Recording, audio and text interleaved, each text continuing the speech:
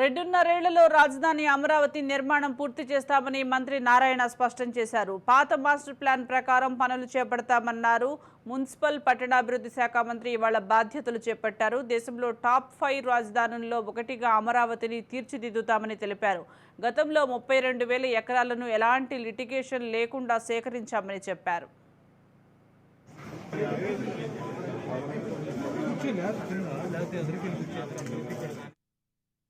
MLA MLC దాదాపు అయిపోయినాయి. అయితే అక్కడ ఏంటంటే మెయిన్ ఏంటంటే ఇన్ఫ్రాస్ట్రక్చర్, రోడ్లు, drains, drinking water, waste cleaning సంబంధించిన సిస్టమ్ అంతా చేయాలి. డ్రైనేజ్ సిస్టమ్ అంటే సివరేజ్ సిస్టమ్. దానికి ఎంత టైం పడుతుందో అధికారులతో దాని ప్రకారం యాక్చువల్ గా ప్రజలకు వివరిస్తాం.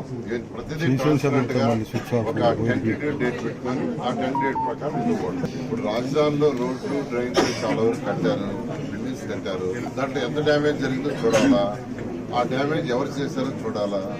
దీని అందరికీ ఒక యాక్చువల్ గా అధికారులతో కూర్చొని డిస్కస్ చేసి దానికి ఒక యాక్షన్ ప్లాన్ చేసి, ఎందుకంటే ఇప్పుడు వెంటనే వర్క్ చేయాలన్నా జరిగిన డ్యామేజ్ అనుకో ఆల్రెడీ చేసిన కాంట్రాక్ట్ ఏమంటారంటే నేను కంప్లీట్ చేశానండి, మీకు హ్యాండ్ ఓవర్ చేశానంటాడు.